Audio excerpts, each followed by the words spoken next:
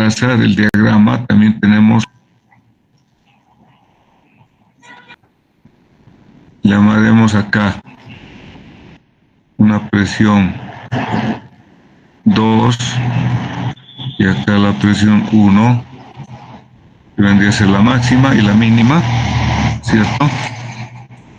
Ahora, ¿cómo vamos a calcular este elemento las solicitaciones que están actuando sobre el muro, la puntera y el talón? ¿Cuál es la modelación? Lo que hacemos en general, si usted ve ahí la figurita, este momento máximo que voy a calcular la armadura es para este empotramiento, ¿cierto? Pero fíjese, el diagrama de momentos tiene una variación que va de muy pequeño valor hasta el valor máximo. Entonces, si yo colocaría en toda la longitud H del muro, estaría gastando armadura sin motivo. Entonces, lo que se hace es colocar, por decirles, la armadura máxima hasta 2/3 de la altura del muro, y a 1/3 para arriba se coloca la mitad. Bueno, ahora, con relación a la altura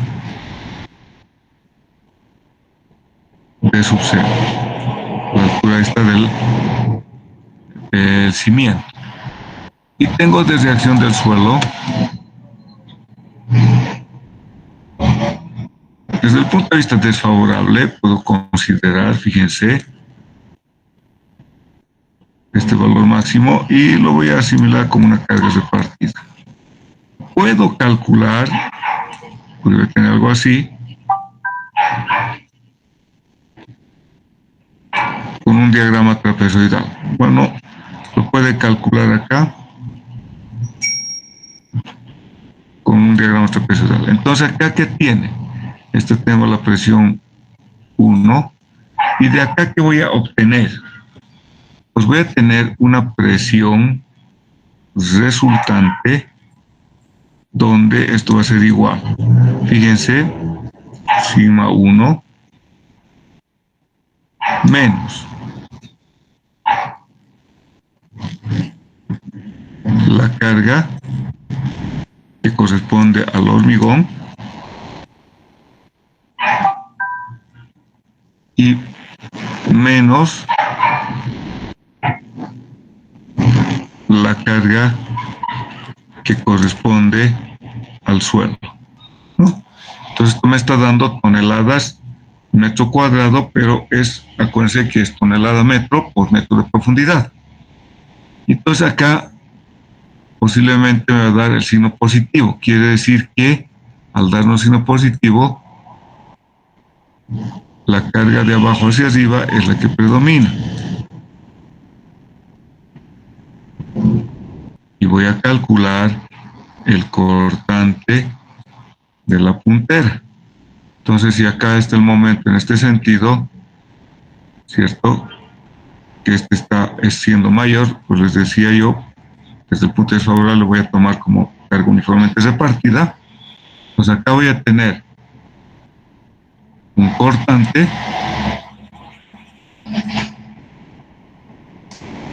de la puntera y voy a tener un momento acá, y voy a tener un momento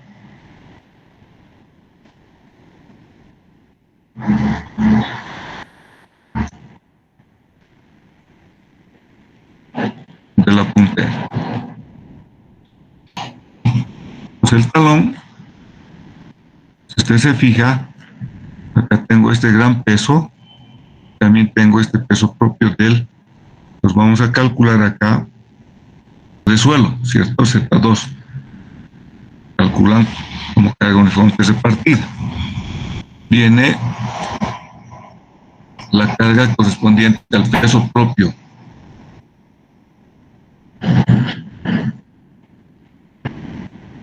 del cimiento o de la losa, si usted quiere,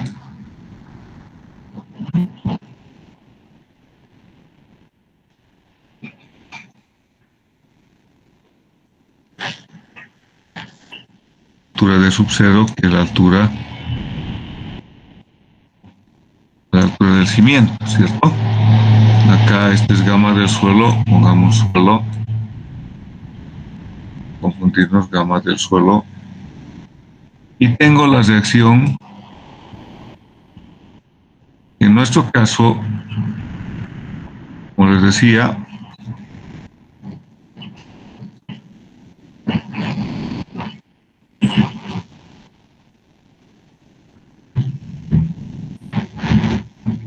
va a ser algo así, ¿no?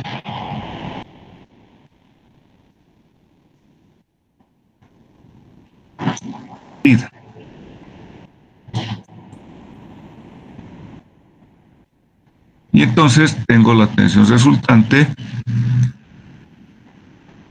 va a ser igual, sigma 2 para arriba, menos, acá ya las cargas son más importantes, la carga Q del hormigón y la del suelo, ¿no? El cortante del talón. Entonces ahí están. Y entonces voy a tener acá, en este caso, tengo el cortante, en este sentido, Q de talón, y tengo el momento flector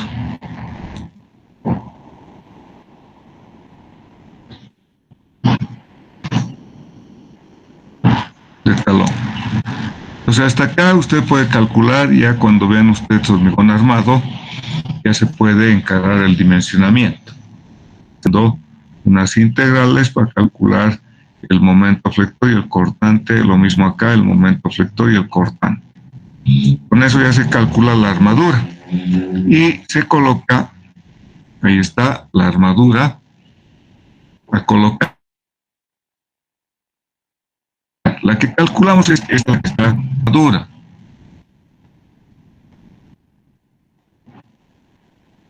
Tengo todos estos esfuerzos, la armadura, y saco de cálculo,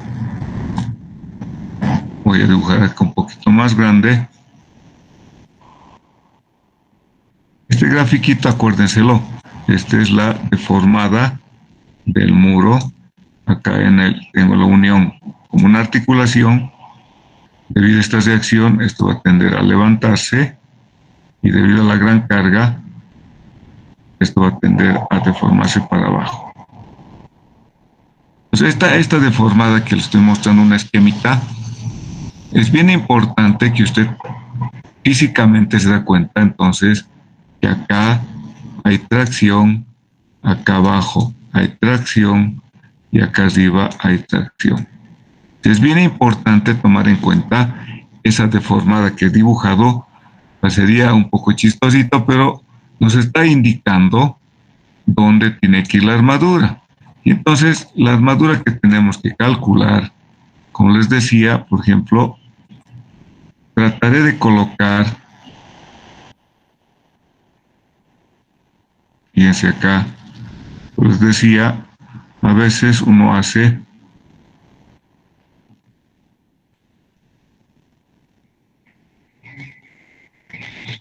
esa armadura y de acá coloco la mitad de la separación.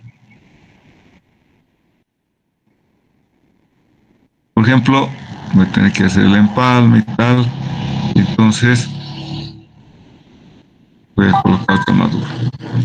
Luego, como acá estamos traccionados, la armadura que calculo es que viene acá y luego vengo a pasar por acá, por abajo. Pues obviamente que acá van a tener que colocar una menor armadura, pero la de cálculo es la que estoy colocando en color rojo. Obviamente que hay que ver la longitud de anclaje y cuánto tenemos que doblar los fierros, todo esto. La armadura de repartición, por la que tiene que ir empalmando, por ejemplo, va a ser acá esta.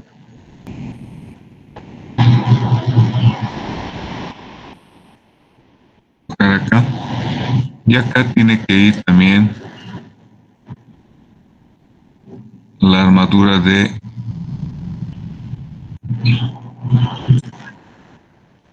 la de repartición, que se considera mallas o armadura cuya separación no puede ser mayor a 30 centímetros.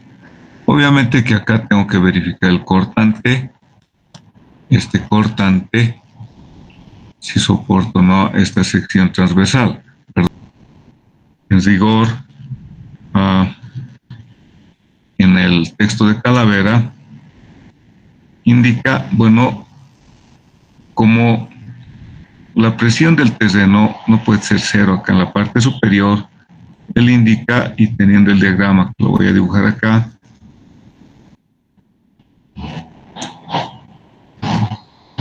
ideal, si esta es la altura H,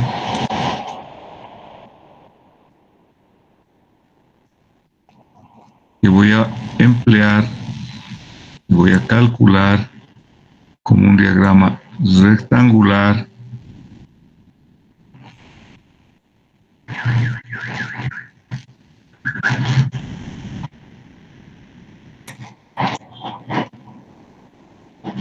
como una carga repartida, cuyo valor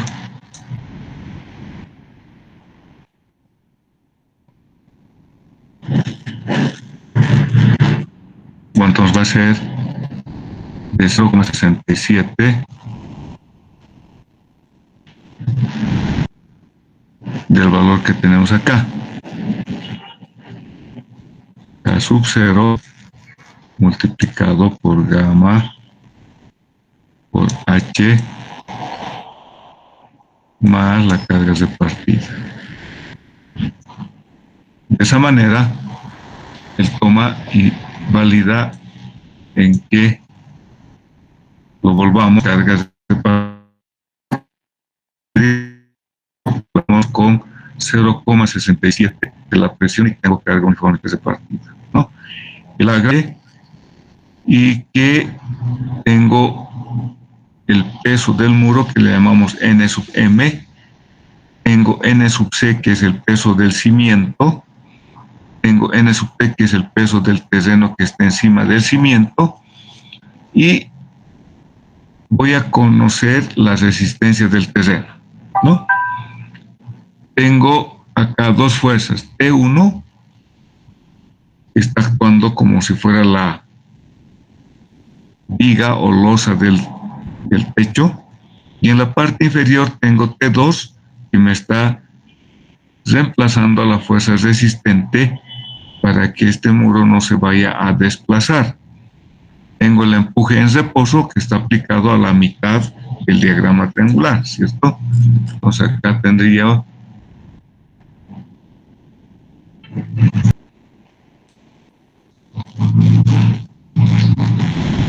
va a estar a la mitad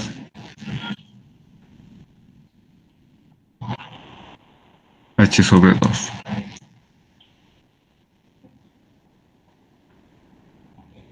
Carga uniformemente repartida.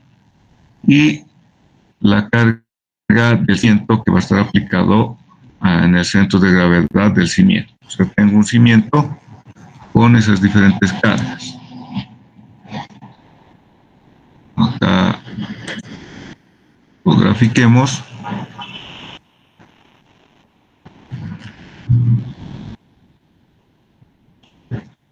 Y es el eje Y, ¿no?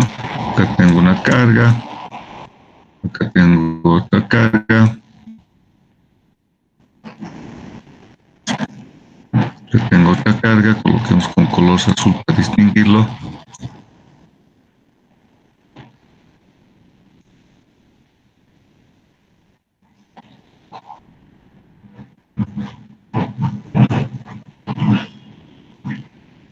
El eje que estamos colocando, ¿no? Y consideramos que la resultante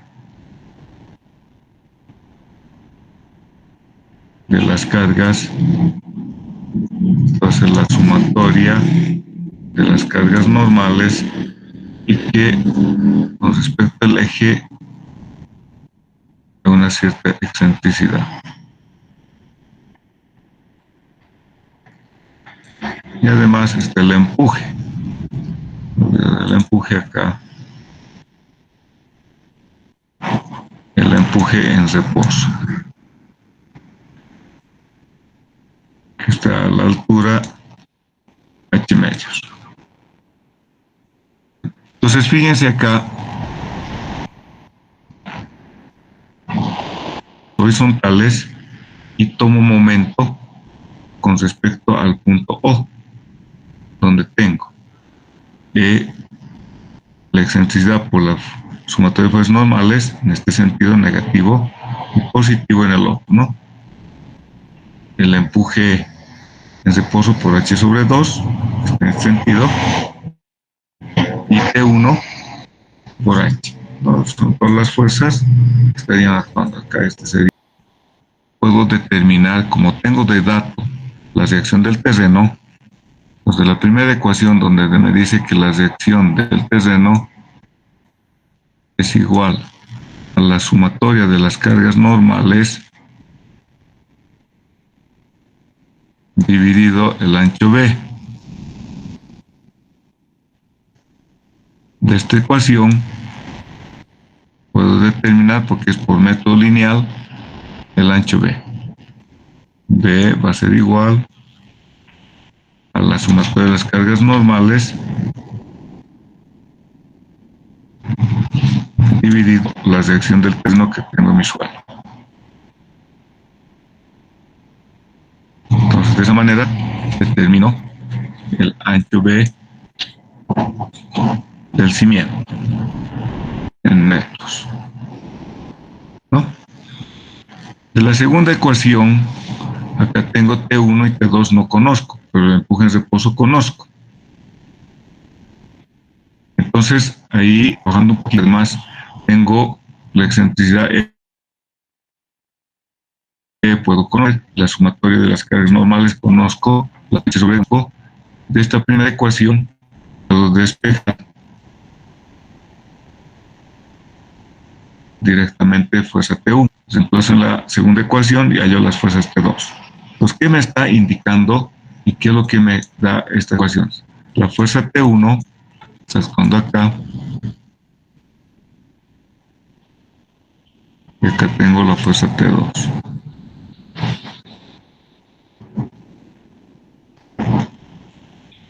Fíjense, T1, en función de qué está. T1 es H sobre 2. A ver.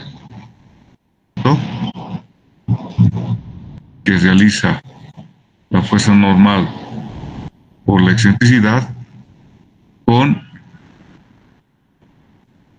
este empuje que me está generando un momento en este sentido, ¿cierto? Dividido la altura H. Si el empuje en reposo por H sobre 2, este momento que está actuando en este sentido, es mayor que este otro momento que actúa en este otro sentido.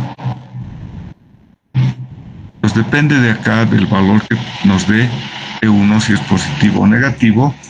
Vamos a tener que acá en la losa, en un primer caso, si es positivo, el muro se apoya en la losa. Si es negativo, el muro estaría traccionando. Hay que anclar entonces a la losa en el muro. Pues acá es bien importante y por eso acá nos sirve para ver si el muro se apoya en la losa o si el muro es traccionado. Pues esto tienen que tomarlo muy en cuenta. Acá depende de este signo. El momento por en esta dirección y las cargas normales por la excentricidad están en el otro sentido. Pues acá se tiene que tomar muy en cuenta, de acuerdo al signo, si el muro se apoya en la viga o losa, o tenemos que anclarlo porque el empuje y la excentricidad es mayor, entonces tengo que anclar acá a la losa con el muro, ¿no? La fuerza T2, ¿para qué me va a servir? La fuerza T2, que también es igual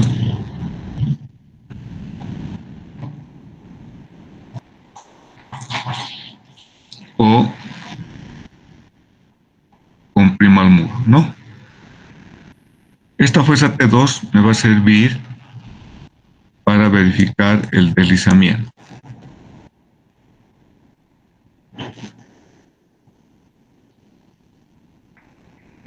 O la losa superior. Si este es mayor, entonces voy a traccionar. Acá vamos a tener tracción. Entonces tengo que colocar armadura, a calcular a la viga o losa traccionada con una cierta armadura. T2 me va a servir para calcular el deslizamiento. ¿Cómo? Tenemos que, y hemos visto esto en patas medianeras, en el cual tengo la sumatoria de las cargas normales, debe ser mayor o igual que 1,5. Y finalmente hay que verificar la presión al terreno. O sea, considerando que tenemos un diagrama, ¿no? E es el módulo de formación del hormigón, de acuerdo al tipo de hormigón. Ya sabemos que va a ser 19.000 de la raíz cuadrada del FCK. Calculamos este término que está en función de ¿qué? De el tipo de suelo, de la altura de mi muro, el ancho o la altura del cimiento, que es el ancho superior, eso es el empuje, y dividido el módulo del concreto, o módulo del hormigón, módulo de elasticidad o módulo de rotura del hormigón. H minúscula es el espesor del muro. Todo este valor tiene que ser menor que 0, menor o igual a 0.33. Eso es para tener y ver que la presión al suelo va a ser algo uniforme. Esa sería la verificación entonces de la estabilidad del muro de sótano. Bueno, vamos a tener el murito y modelamos de esta manera. Diagrama de momento flector, y como tengo una carga N que puede tener una cierta excentricidad, voy a tener un momento acá y de acuerdo a la resultante voy a tener otro momento acá. Entonces nuestro modelo va a ser un momento pequeño acá en la parte superior y en la parte inferior tengo el momento máximo que va a ser con base a la excentricidad 2.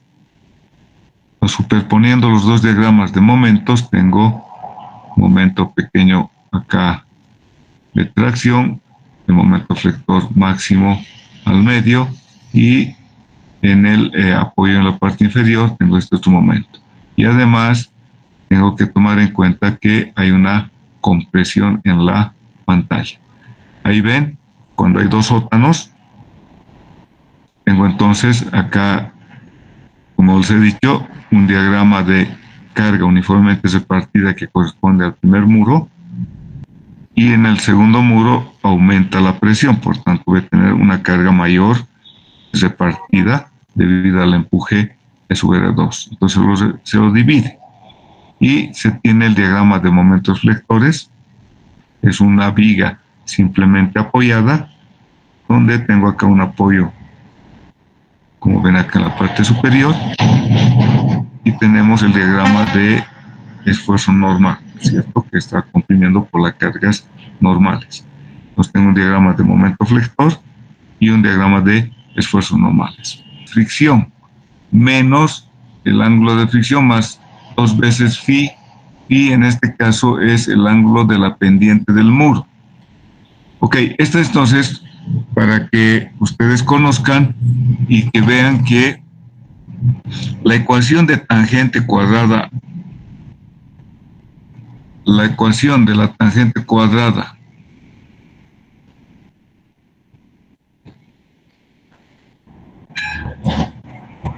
cuando mi terreno o mi muro es la superficie horizontal y tengo el muro que tiene el trasdos vertical. Bueno, ese es un caso particular. Ahora, si tengo el mismo muro, pero tengo pendiente, entonces empleo esta otra ecuación, que es el K activo, coseno de alfa, acá el K activo, donde alfa es la pendiente del talud, coseno de alfa, que multiplica al coseno de alfa. Ahora, en este otro caso ya nos están dando la ecuación generalizada y que el muro tiene un cierto ángulo en el tras 2 y también tengo una cierta pendiente. Entonces acá está interviniendo el valor de esta pendiente alfa y también de este ángulo que le llama tita.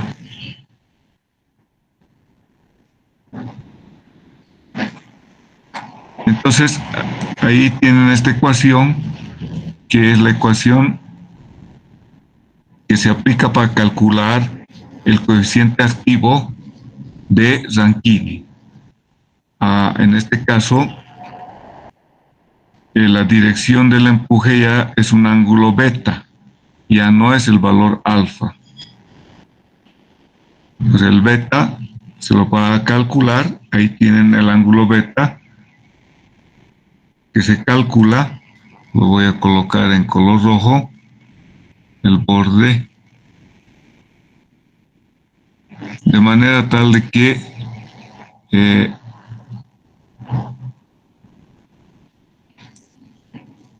ya no es tampoco en teoría lo que sabíamos de la hipótesis de Rankine, pero sí se sigue manteniendo de que la fricción entre suelo y muro no hay en la teoría de Rankine.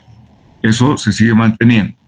Ahora con la ecuación generalizada de este coeficiente K activo, tenemos que la dirección del empuje va a ser un ángulo beta. Esta es una última ecuación que han sacado en el texto. Tenemos el K activo, que es la tangente cuadrada de 45 menos phi medios. Y en este caso no vamos a usar. Sin embargo, recordando que esta sería la ecuación de la presión horizontal en estado activo en un suelo que tengo cohesión y fricción. Ahora, de esta ecuación, haciendo la presión sigma T0, voy a el punto donde se hace cero la presión horizontal sigma 3, porque al superponer dos diagramas, voy a hacerlo rápidamente, y ahí tienen que va a ser 2 veces la cohesión sobre gamma por la raíz de K activo.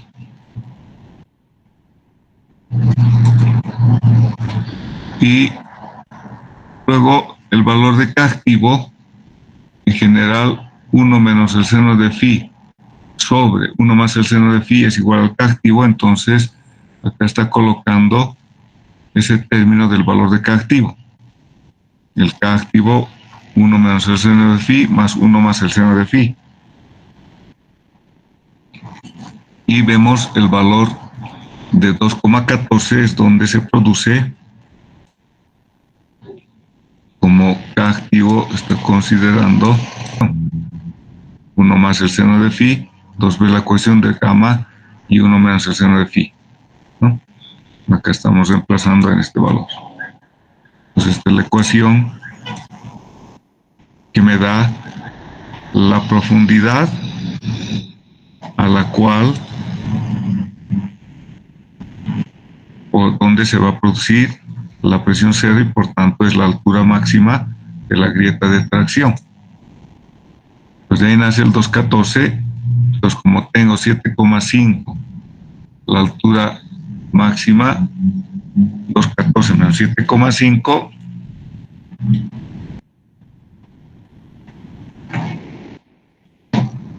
me da 5,36, ¿no? Entonces el diagrama sería acá el diagrama triangular, resultado desde la ecuación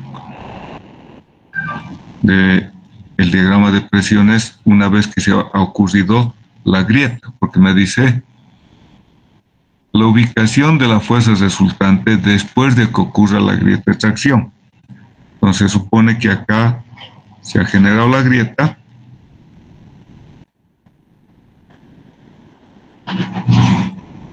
A partir de acá es lo que tenemos el diagrama de presiones horizontales.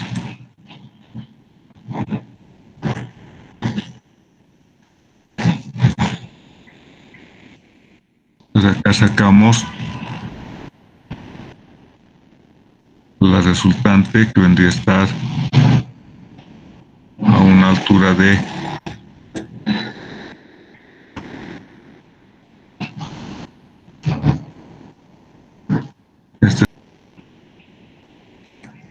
pendiente de 10 grados, acá el área del triángulo y sacamos el empuje, ¿no? 5,10, 50,1,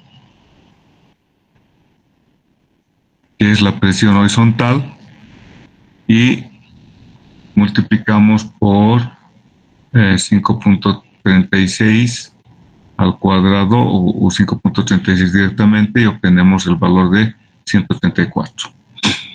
Pues acá simplemente es calcular y la altura de la grieta y luego mi diagrama tomar paralelo al talud.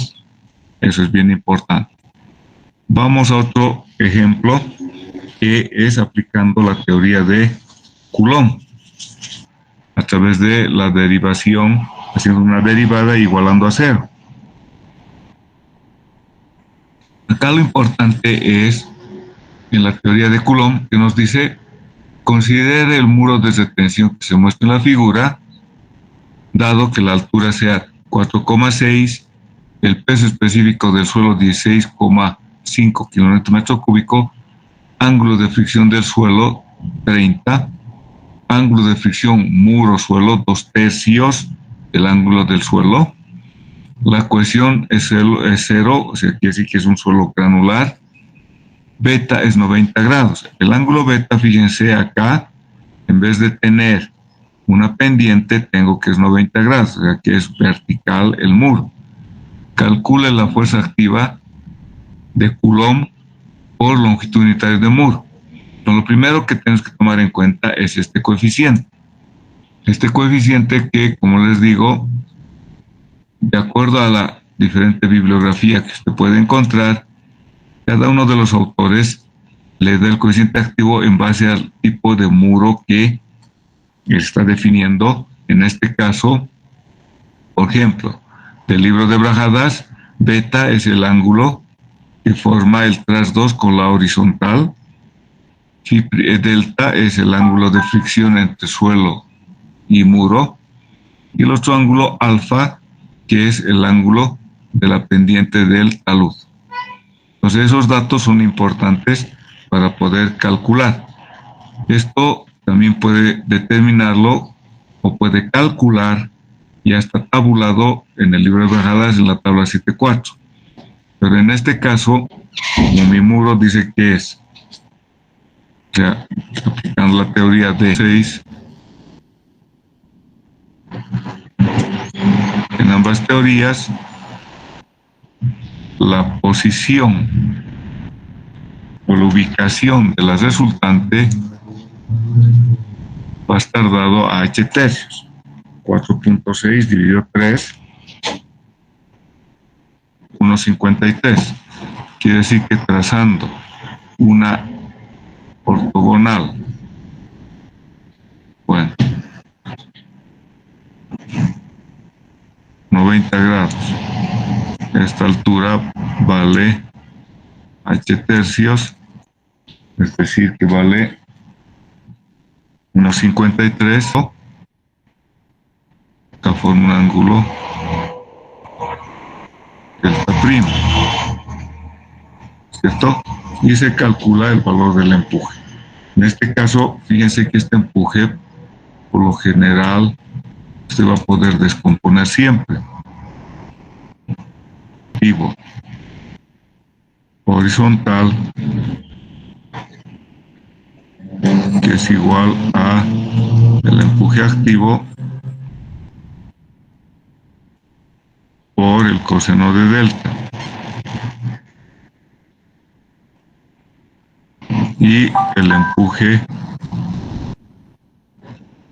activo vertical, que tendríamos solamente el horizontal. Bueno, de esa manera hallo con esta ecuación el valor del K activo, siempre considerando la definición de la ecuación del K activo en función de los datos de mi muro. Cuando tengo ahora el ángulo de fricción 30, por tanto, el ángulo de fricción entre suelo y muro vale 20 grados porque es 2 tercios de 30. Alfa vale 5 grados, es más o menos horizontal. Beta vale 85, tengo un cierto ángulo. La carga repartida, fíjense, 96 kilonewtons por metro cuadrado tendría que ser, creo que está mal, metro cuadrado.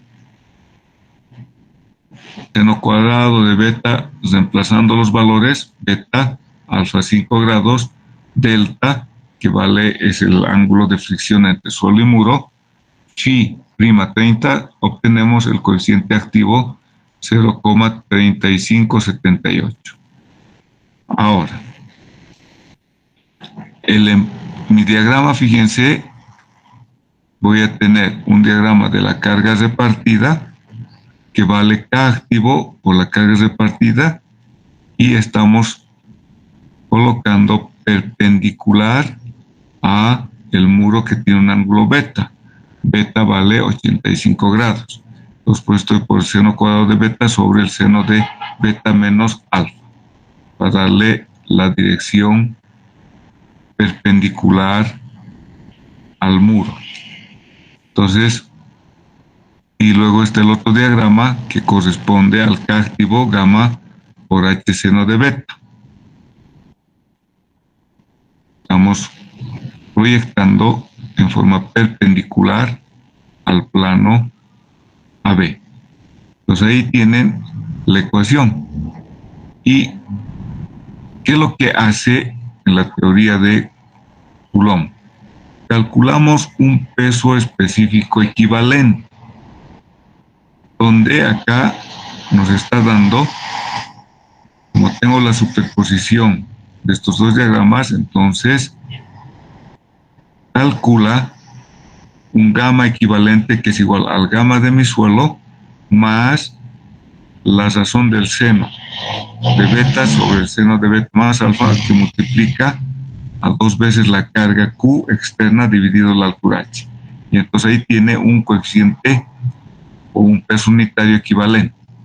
Y el empuje total entonces va a ser el K activo por el peso específico equivalente por la altura H2 al cuadrado. Pues acá es lo que está haciendo. Está mostrando primero, o lo está desglosando, el gamma que corresponde al suelo más 2 veces Q sobre H por el seno de beta sobre seno, que es el valor de el coeficiente del peso unitario equivalente por h al cuadrado, ¿no? Superponen los dos valores, h cuadrado por el k activo, el caso del diagrama triangular, y el k activo por h por k, que es el caso de la carga repartida. Superponemos y obtenemos el valor de la resultante considerando el empuje activo de Coulomb. Vale decir, para calcular la superposición tengo el K activo correspondiente al diagrama triangular y la presión activa 2 y corresponde a la carga repartida que va a estar h sobre 2. Multiplicamos Z por K activo, estoy haciendo una relación de momentos en realidad, y despejo Z. Z es en el numerador la presión activa, que es 119.8 por H tercios, 6.1 dividido 3, y la presión que corresponde a la carga uniformemente repartida, 208.6, lo divido 6.1 entre 2 y dividido todo por el empuje activo total. De ahí ubicamos que el empuje activo total dado por la teoría de Coulomb va a estar a 2.68 con respecto a la base del muro. Pues esta es una Coulomb. Entonces ahí es donde hay una recta de kilonewtons metro cúbico, un ángulo de fricción 20 grados y una cohesión de 40 kilómetros metro cuadrado. Lo primero que hacemos es calcular, y hemos visto en el muro, definir áreas que sean conocidas para calcular el centro de gravedad. La altura del muro es en realidad 6 metros, 6,70, pero para el cálculo del muro, como hay una pendiente, tenemos que calcular este H1. Entonces, la altura del muro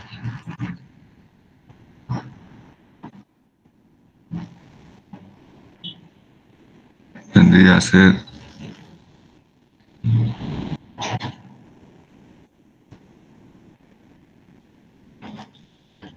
esto es H y vale 6,70.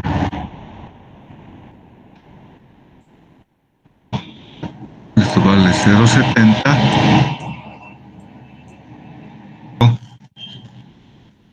Como tenemos que emplear y considerar el peso del suelo que hay sobre el talón,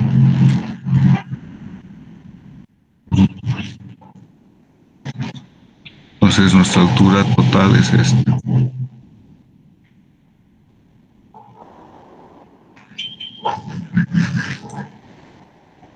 Ver es las dimensiones del ancho y la del coronamiento. Esta altura, ¿cuánto tengo? ¿Cuánto voy a dar esta dimensión? ¿Cuánto voy a dar la unión? O si se quiere la puntera, ¿cuánto va a tener la altura? ¿Y cuánto va a tener el talón, ¿no? Entonces se supone que eso, con las recomendaciones que hemos visto, podemos tener. Entonces ahí está, hay que tenerlo bien claro. Esto es 0,50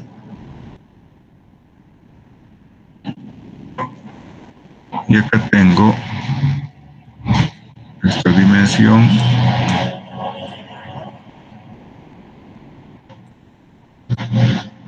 cero setenta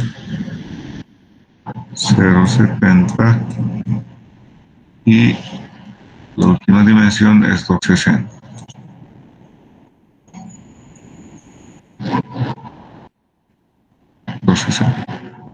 considerar los pesos aplicados en su centro de gravedad.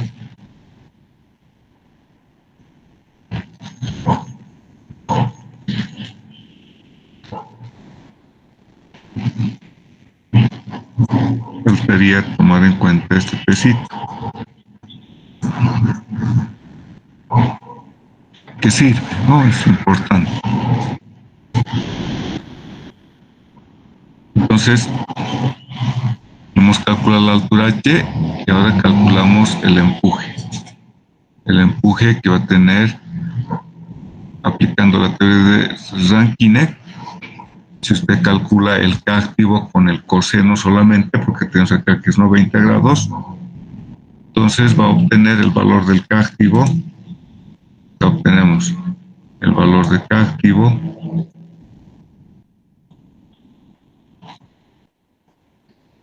que en este caso mi diagrama de presiones va a tener que ser con una cierta pendiente.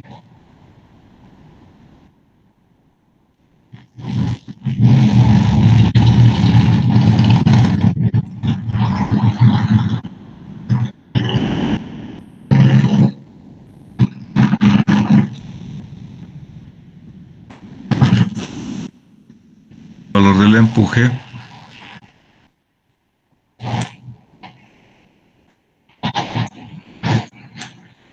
ahí tienen un medio de gamma prima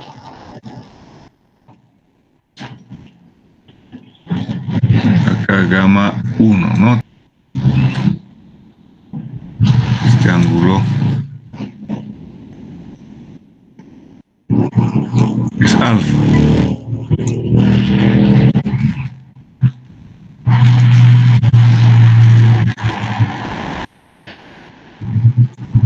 Vale decir los 10 grados, ¿no? Acá tengo 10 grados. Entonces acá tengo que esto vale igual 10 grados. Y lo mismo este ángulo vale alfa. El seno y el activo por el coseno, horizontal, vertical. Vayamos al cálculo 5, ahí tengo la figura 1, acá son 5. Vamos a esta figura, la figura 1, la figura 2, la 3, la 4, la 5. Por si acaso no está tomando en cuenta este peso que va encima de la puntera. El ejemplo está así, y hubiera considerado el peso que va encima de la puntera, que es lo más correcto. Porque es un peso que está actuando. Entonces, la figura 1 es un rectángulo, base por la altura, calculamos, hacemos nuestra tablita, sección, área, peso, luego brazo de palanca. Entonces, para eso voy a trazar mi eje. Acá trazo el eje Y.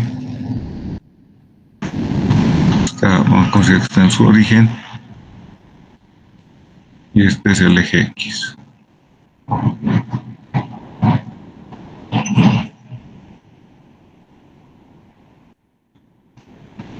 Bueno, entonces calculamos primero las áreas. La segunda área es un área de un triángulo, base por altura sobre 2. La tercera área es un rectángulo, la base por la altura, 4 por 6 por 2.6.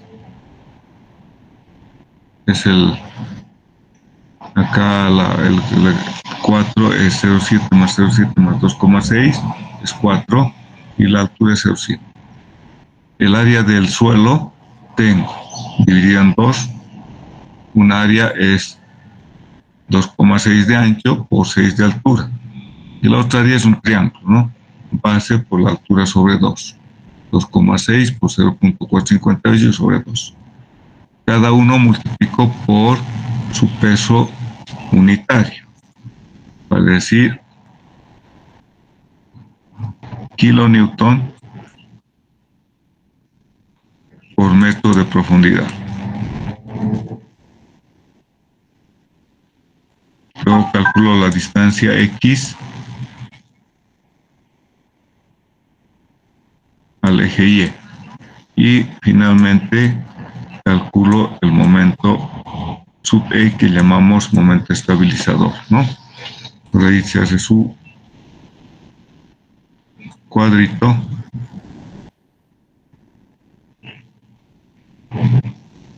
Figura 1, 2,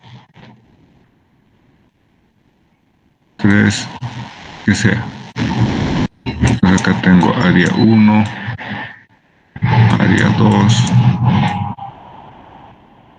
área 3, como hemos calculado. Y acá tengo el peso 1,